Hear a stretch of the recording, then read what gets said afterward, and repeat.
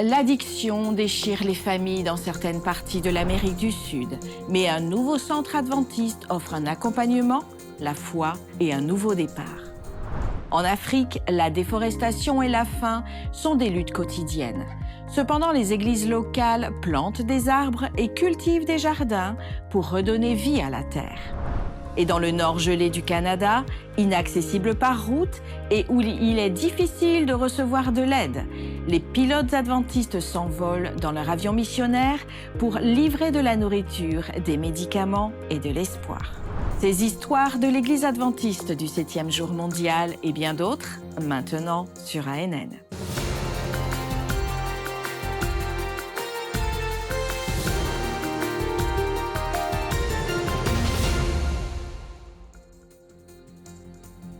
Nous commençons cette édition des actualités ANN en nous rendant directement au Canada, un pays du premier monde, mais qui abrite de vastes régions d'isolement extrême. Des climats rudes, des terres étendues et des communautés entièrement coupées des services les plus basiques. Malgré la richesse du pays, des milliers de personnes vivent à des heures de l'hôpital le plus proche. Il n'y a pas de route, pas d'accès régulier à la nourriture ou aux médicaments. Pour beaucoup, ce ne sont que des endroits oubliés sur la carte. Mais pour ceux qui vivent l'appel de Jésus à servir, ces lieux sont une priorité. Grâce à l'Aviation mondiale adventiste, un ministère de soutien de l'Église adventiste du 7e jour, des vols traversent des régions gelées en transportant plus que des fournitures. Ils amènent un peu d'espoir. Dans les régions éloignées du Canada, inaccessibles par route, avec un accès limité aux services de base, voler n'est pas un luxe, mais une question de survie. ANN suit le travail d'Adventist World Aviation, l'aviation adventiste mondiale, une mission de soutien physique et spirituel auprès des communautés les plus isolées.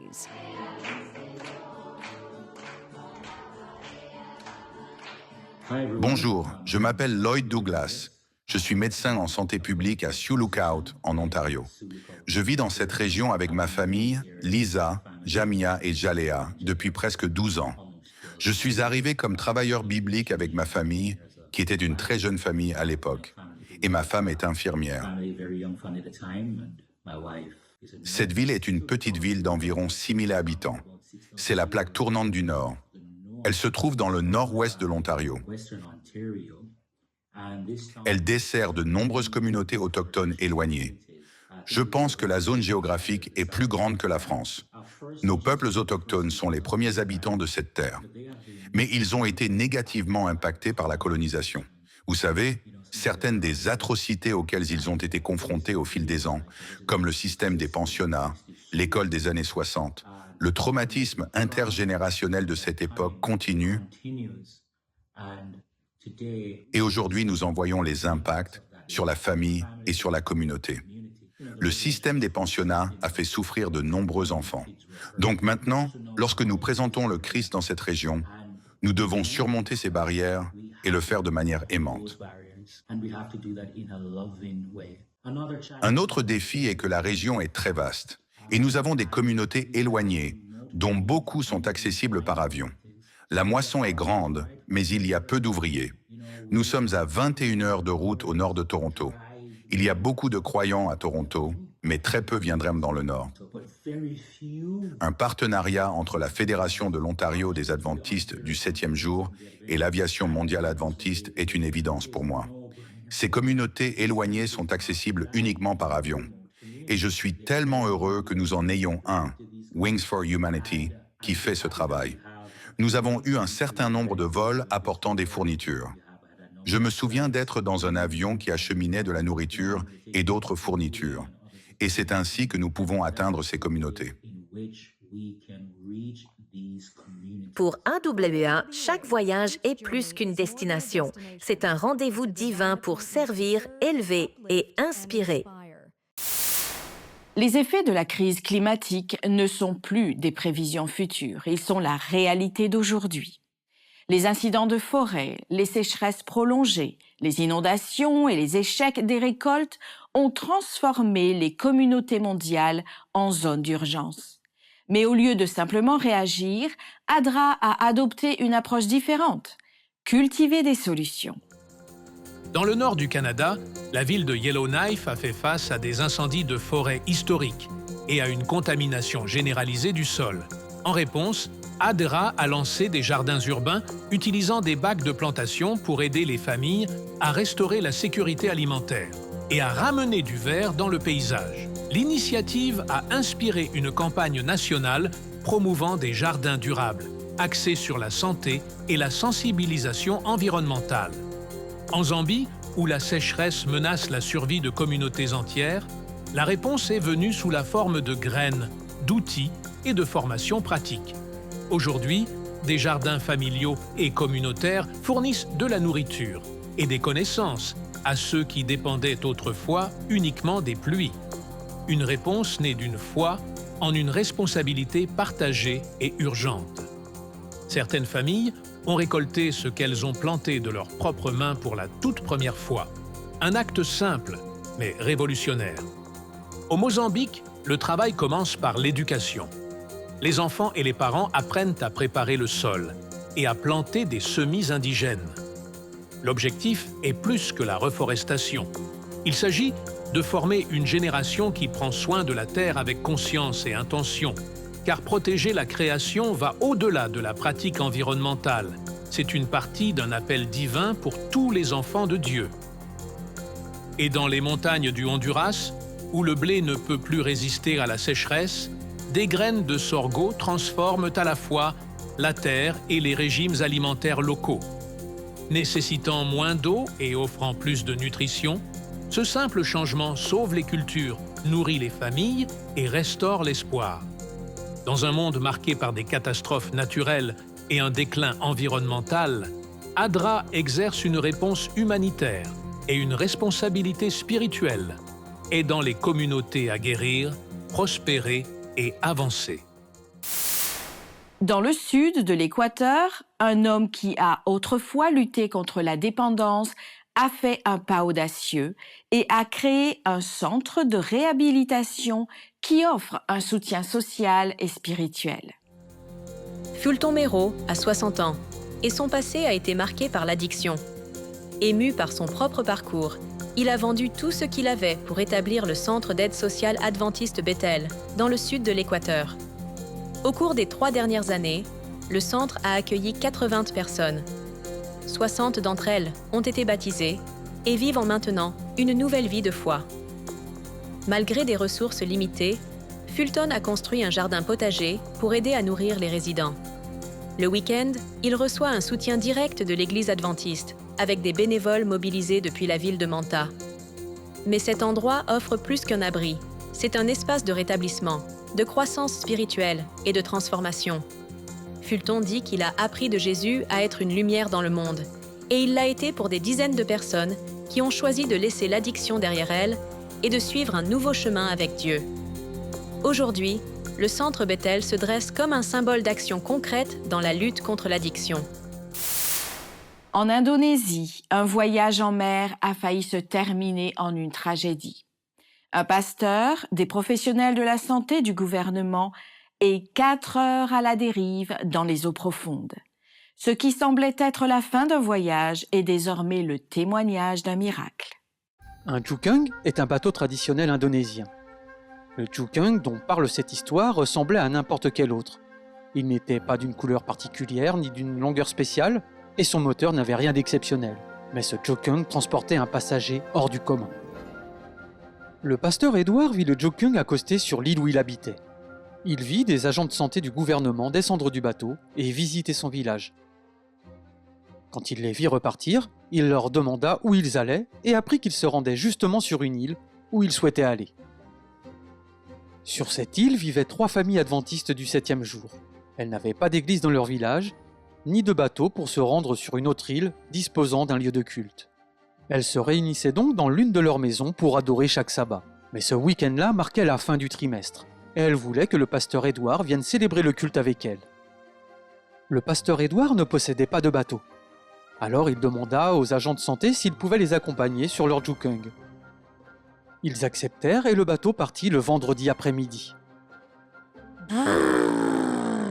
Le jukung fendait la surface de l'eau à toute vitesse. Le vent caressait le visage du pasteur Édouard, qui se réjouissait à l'idée de passer le sabbat avec les habitants de l'île. C'est alors qu'une tempête s'abattit sur eux. La pluie battante et le vent violent n'empêchaient cependant pas le bateau d'avancer à vive allure. Soudain, le bruit du moteur se tut. Le pasteur Édouard, les agents de santé et le capitaine du bateau s'observèrent les uns les autres. Le seul son qui persistait était celui de la pluie torrentielle et du vent hurlant. Le capitaine tira sur le cordon pour redémarrer le moteur. Rien ne se passa. Il insista. Rrr, rrr. Toujours rien. Le Jukung, désormais immobile, se trouvait à la merci des vents et des vagues. Ballotté comme un fétu de paille sur l'océan. 1 heure s'écoula, puis 2, 3 et 4 heures. Les agents de santé étaient terrifiés. Tout le monde pleurait. Ils avaient entendu des histoires de bateaux, sombrant dans la tempête, et croyaient leur dernière heure venue. Une des femmes, qui n'était pas chrétienne, se souvint que le pasteur Édouard croyait en Jésus, et le supplia de prier pour le Jukung. À cet instant, le pasteur Édouard entendit une voix douce et calme. Elle couvrait toutefois le vacarme de la tempête. Elle disait « Demande au capitaine du bateau de brancher le tuyau d'alimentation sur l'autre réservoir d'essence. » Sur le Jukung, il y avait en effet 2 réservoirs d'essence, le réservoir principal et un réservoir de secours en cas d'urgence. C'est de là que le moteur puisait le carburant nécessaire à son fonctionnement. Le pasteur Édouard fut surpris d'entendre cette voix, mais il ne discuta pas. Il jugea nécessaire d'obéir. Bien qu'il ne connaissait rien en navigation, il alla voir le capitaine et lui dit de débrancher le tuyau du réservoir principal pour le connecter au réservoir de secours. Le capitaine, qui avait déjà tenté de brancher ce tuyau sur le réservoir de secours, ne protesta pas non plus. Il ressentait lui aussi l'impulsion d'obéir. Il retira immédiatement le tuyau du réservoir principal et le connecta au réservoir de secours. Ensuite, le pasteur Édouard invita le capitaine et les agents de santé à prier Jésus avec lui. Les agents de santé cessèrent de pleurer et tendirent l'oreille pour suivre la prière. « Seigneur Jésus, nos vies sont vraiment dans tes mains, pleines de miséricorde, » pria le pasteur. « Ta volonté soit faite. » Puis il s'adressa au capitaine. « Démarre le moteur. » Le capitaine tira sur le cordon. À peine un instant plus tard, le moteur rugit de nouveau. Les agents de santé, y compris la femme non chrétienne, s'exclamèrent tous en même temps. « Gloire au Seigneur !» La pluie ne cessa pas et le vent ne faillit pas. Mais le moteur, lui, demeura en marche. Et le Jukung accosta sain et sauf sur l'île. Sitôt arrivés, les agents de santé racontèrent à tous les insulaires que Jésus leur avait sauvé la vie. Ce sabbat fut particulièrement mémorable pour le pasteur Édouard. Non seulement il célébra la Sainte Seine sur l'île, mais il eut aussi sa propre histoire missionnaire à partager. Nous continuons avec un événement particulier qui inspire la prière, le service et la confiance dans les desseins de Dieu pour la ville de Saint-Louis aux États-Unis. À l'approche de la 62e session de la conférence générale de l'Église adventiste du 7e jour, les membres et les dirigeants locaux se préparent à un événement spirituel mondial. La ville de Saint-Louis, dans le Missouri, deviendra bientôt l'épicentre du renouveau spirituel et de la prise de décision mondiale pour l'Église adventiste du 7e jour. Du 3 au 12 juillet 2025, la ville accueillera la 62e session de la Conférence générale, le plus grand et le plus important rassemblement mondial de l'Église. Plus de 2800 délégués officiels du monde entier se présentent pour voter sur des questions administratives et élire les dirigeants de l'Église pour les 5 prochaines années. Plus de 100 000 participants sont attendus au Centre de congrès d'Amérique pendant cet événement de 10 jours, qui comprend des réunions administratives, des cultes inspirants, des programmes musicaux dynamiques et un vaste hall d'exposition. Pourtant, même avant le début de la session, l'élan spirituel est déjà en train de se construire. Récemment, le symposium de prière Ignite Saint, Louis. Un esprit, une mission a rassemblé des membres et des dirigeants de l'Église lors d'une puissante soirée d'intercession. L'événement s'est concentré sur la prière pour des initiatives clés de sensibilisation liées à la session de la conférence générale, y compris la clinique médicale gratuite Pathway to Health en mai, les campagnes d'évangélisation de la Pentecôte 2025 et une opération de prière à l'échelle de la ville. Les conférenciers principaux Alexander Bryant, président de la division nord-américaine, et l'évangéliste international Mark Finlay, ont appelé les participants à une prière audacieuse guidée par l'Esprit et à un service fidèle. L'événement a souligné que chaque membre a un rôle à jouer pour préparer les cœurs à ce que Dieu s'apprête à faire, non seulement à Saint-Louis, mais dans le monde entier. Au Panama, des centaines de jeunes adventistes consacrent leurs vacances à la mission à travers le projet Identité Jabez. L'initiative transforme des communautés et des vies à travers le pays. Nichées entre l'océan Pacifique et la mer des Caraïbes, les régions centrales et occidentales du Panama sont devenues le cœur d'un important mouvement missionnaire dirigé par des jeunes. Pendant plus d'un mois, plus de 300 jeunes adventistes ont consacré leurs récentes vacances à servir Dieu et à transformer des communautés à travers le projet missionnaire L'Identité de Jabez. Divisés en 16 groupes, ils sont arrivés de plusieurs provinces dans la région occidentale, du pays où ils sont restés pendant 35 jours pour prêcher l'Évangile et servir la communauté. Ils ont également dirigé des études bibliques et se sont engagés dans des actions communautaires concrètes. L'Identité de Jabez est une initiative ancrée dans la prière de Jabez, tirée de 1 Chroniques 4, 9 à 10. Bien que le projet ait commencé avec beaucoup d'énergie et de foi, il a aussi rencontré des défis.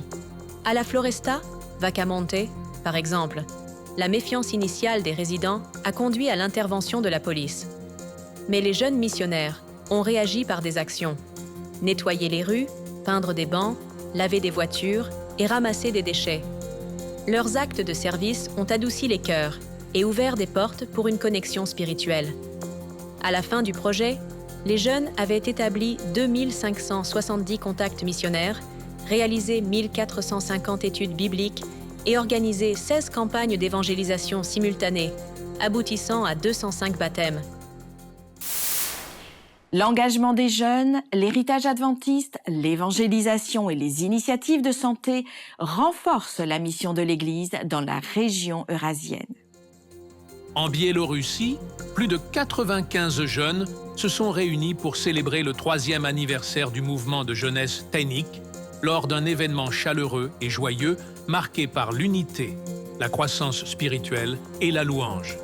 La rencontre a permis de présenter des messages inspirants, des hymnes, des tirages au sort et des vidéos de salutations sincères de la part des leaders de la jeunesse, contribuant tous à une atmosphère familiale.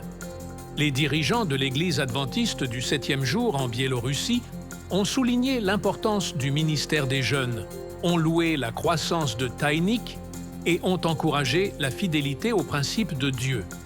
La célébration a mis en avant la mission continue du mouvement d'inspirer, de connecter et d'apporter la lumière de l'Évangile aux nouvelles générations. Un forum tenu à Kazan a rassemblé environ 130 participants de différentes régions de Russie pour explorer l'histoire et le patrimoine de l'Église adventiste, avec un accent particulier sur l'héritage littéraire et spirituel d'Ellen White. Des intervenants clés ont abordé des sujets tels que la formation de l'Église, le développement doctrinal, le don prophétique et la bonne interprétation des écrits d'Ellen White. Des conférences, un séminaire et une table ronde ont été présentés, soulignant l'influence significative d'Ellen White sur l'organisation de l'Église, l'éducation, la publication et la médecine préventive. Le forum a réaffirmé son rôle durable dans l'orientation et la formation de la foi et de la mission adventiste.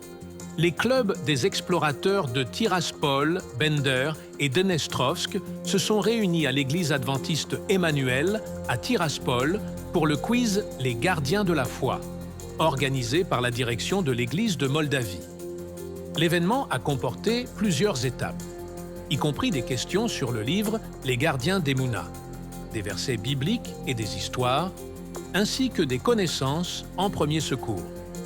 Toutes les équipes ont montré une forte préparation, les gagnants recevant des prix utiles pour les activités futures du club.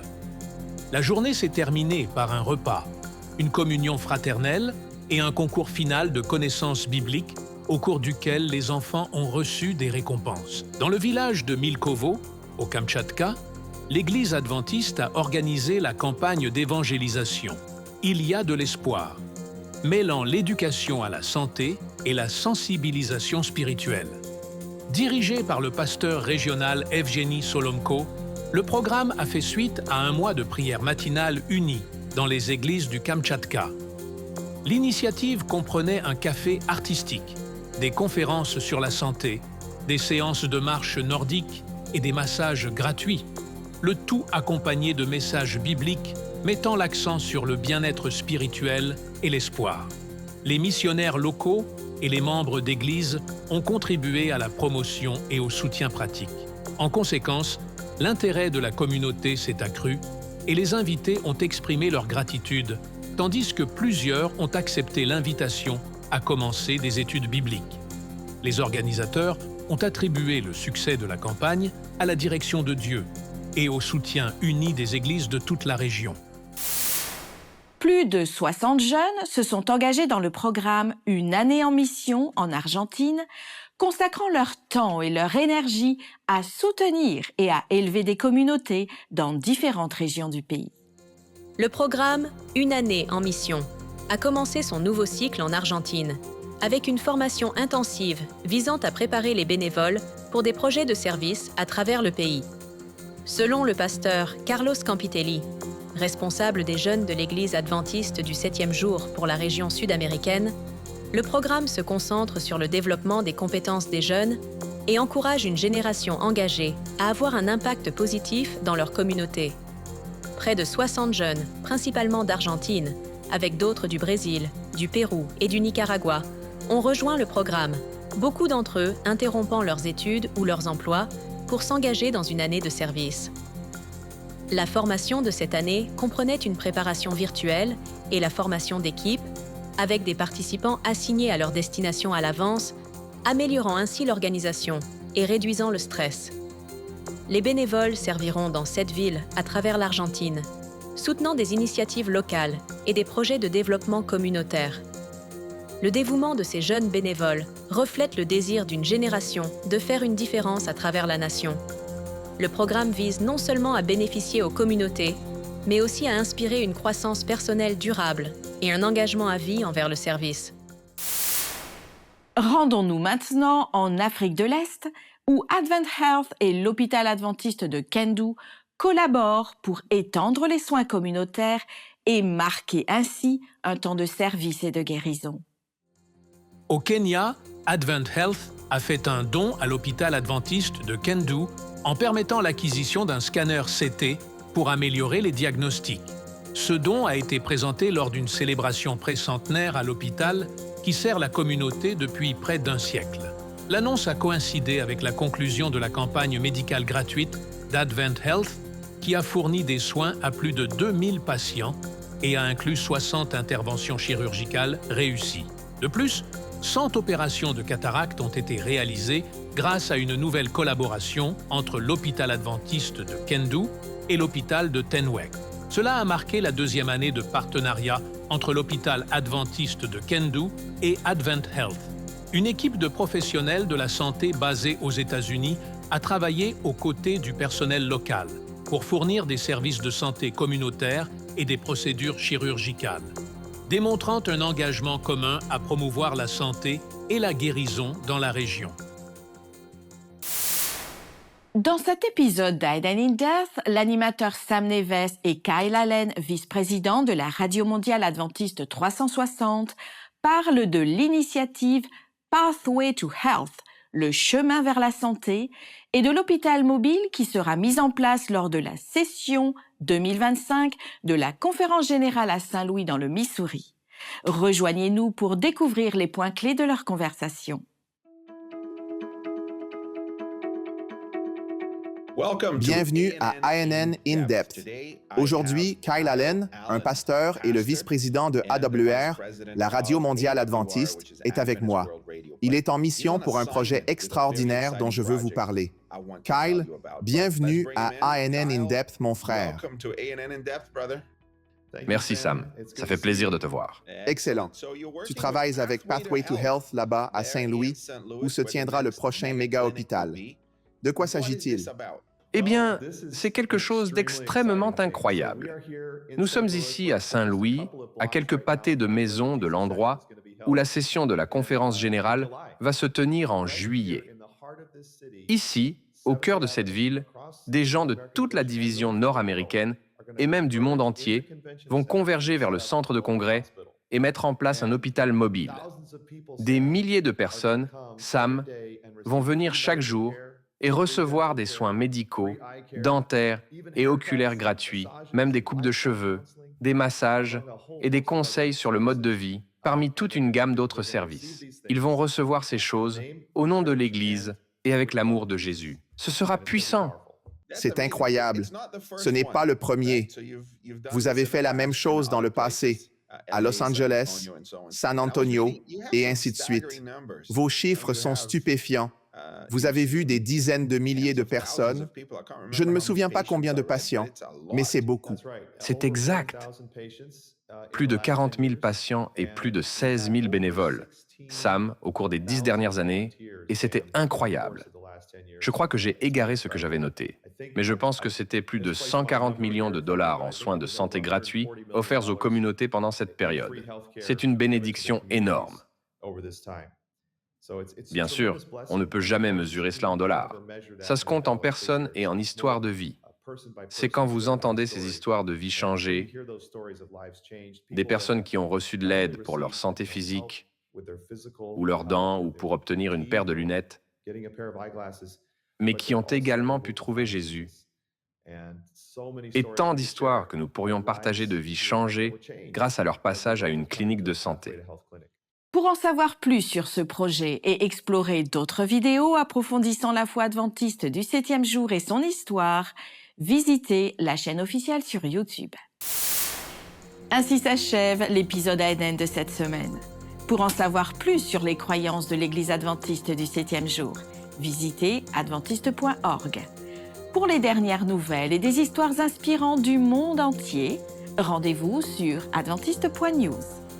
Merci de votre fidélité et nous vous disons à la semaine prochaine.